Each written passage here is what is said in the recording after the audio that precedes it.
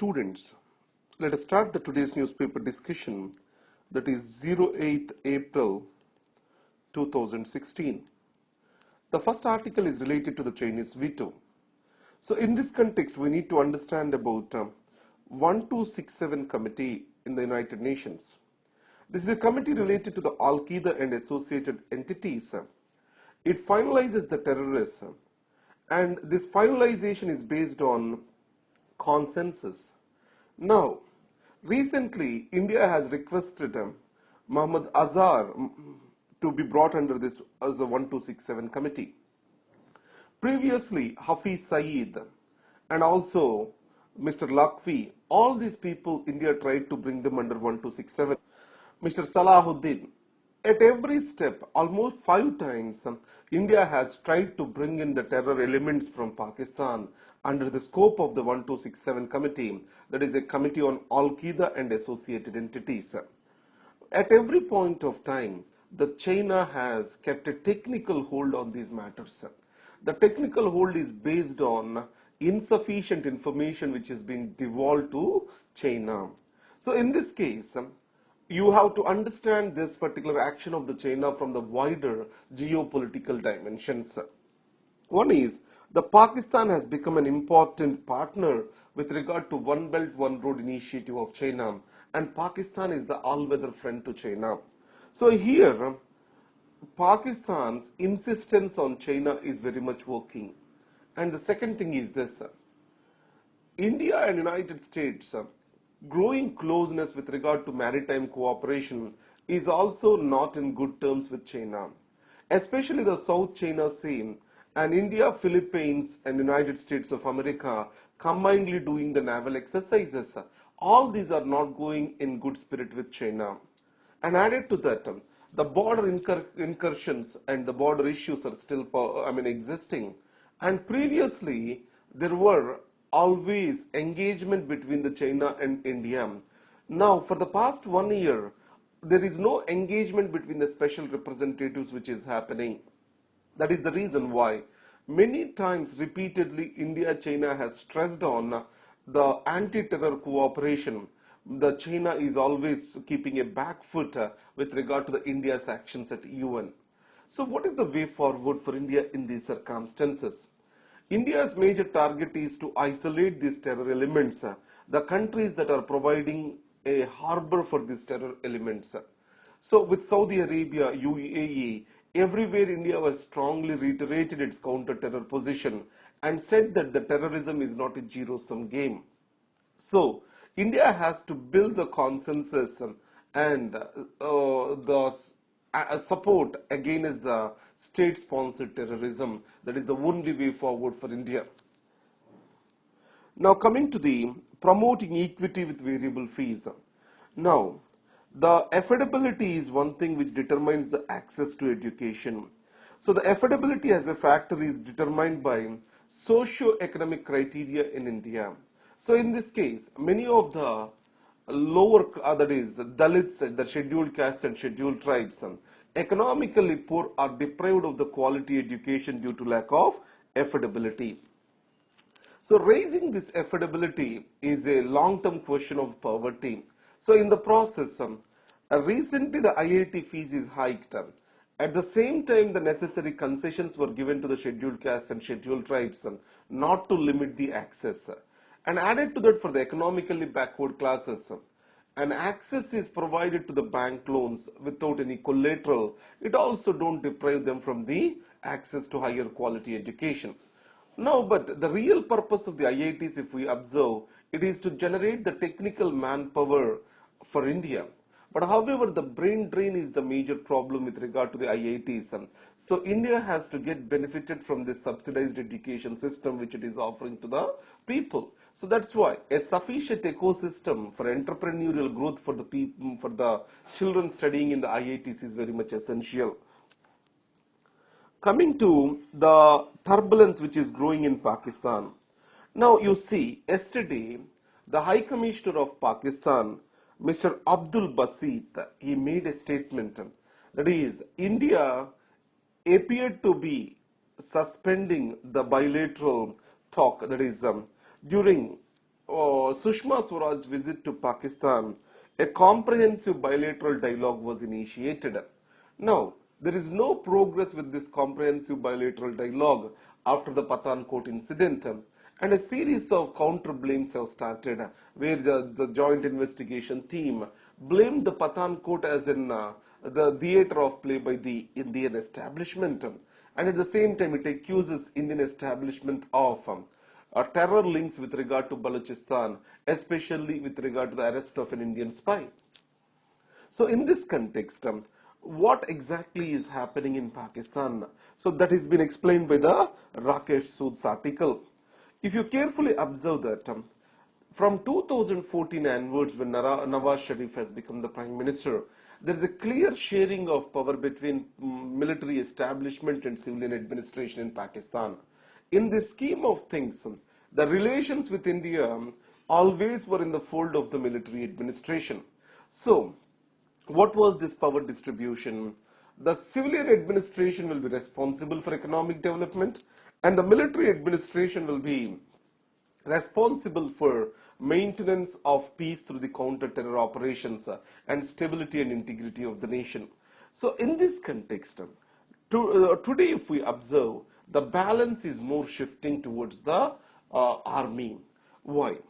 Now, in this distribution of the counter-terror operations, the Punjab was kept outside the purview of the military because Sharifs considered Punjab as their forte of action.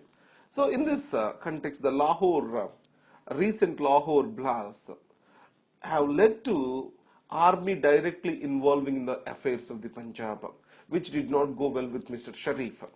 And the second thing is the Jarb-e-Azab, counter-terror operations of the army in northwest frontier, North Waziristan on frontier province against Tehreek-e-Taliban.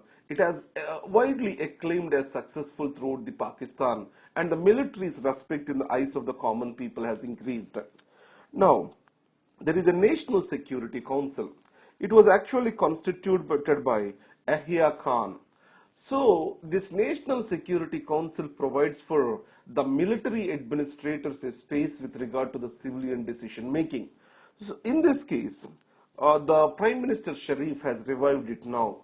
That shows the growing importance of the military in the civilian affairs. Now, on the other hand, when NSC somewhere in 1960s it was constituted, later its functions were shifted to a cabinet committee on defense. But now again NSC constitution shows that the military is growing strong. Now the military is also uncomfortable with Prime Minister Sharif's effort to build relationship with India, because military consider it as its sphere of action, which the civilian administration is intruding into it. So this is what is the schema of the things. In this scheme, where exactly India stands and how India has to react to it. So now it appears that the army is trying to take control over the situation, especially the country's relations with India is concerned. So from that outcome, you have got this particular reaction from the Pakistan envoy. Coming to the next article, that is patent protection. Now, here you don't need to remember about the technicalities of this. So, understand that the free and open source software always leads to innovation. If you see 2 days back, there's an article where Microsoft Windows is also going forward online with the free and open software. So, in this context, the Patents Office of India has clarified on computer-related innovation. So, with regard to this, the patents will be granted for the softwares which are associated along with the hardware. So, it means without hardware development, just for a software, the patent do not apply. So, this what happens is, if only a software development is there, it has to be a open source software, and it provides for a greater impetus for the free and open source development in the country. Now, if you carefully observe that, there is a Shakti processor program which is taken up in IIT Madras is a typical development under the free and open software, open source software. So it is in the right direction to create the entrepreneurship and in line with our startup policy. Now, The military spending. So there is a SIPRI, Stockholm International Peace Research Institute. So this has given the projections for the military expenditure. India is the sixth largest military expenditure doing country. So in this case, the first country is United States of America, followed by China, Saudi Arabia, Russia, and UK. Now, other than Saudi Arabia, all these have own military industrial complex. So the Saudi Arabia is the largest importer of the arms, followed by India. So India is the only democratic country which of such a big size has no strong industrial military complex. That is the point we need to take forward. The number of pending cases increases. Now here let's understand something about Prevention of Corruption Act. Now, to investigate charges of corruption, the CBI does not need any permissions as of now. But to initiate prosecution, yes, the CBI needs the permission. So, under Section 19 of the Prevention of Corruption Act, any cognizance of a charge sheet uh, is not taken by the court until the prosecuting authority, that is administrative authority concerned with the case, approves it. It means the prosecution need to get the permission from the respective administrative authority. It means simply we call it as the government has to give necessary permission. Now, many of the cases are not granted the prosecution, are delayed from time to time. So in this case, Supreme Court has advised that any permission or sanction for the prosecution shall be given within 3 months. If an additional consultation is required with the law offices, it can be extended for 1 more month. So the maximum time now allowed for giving a sanction to a prosecution is 4 months, and many of the departments in the government did not comply with it. So let us see what the Supreme Court action on this matter will be. Now let's come to the Indian Express. Now the Aadhaar related article. So this tries to talk about the positive side of the Aadhaar.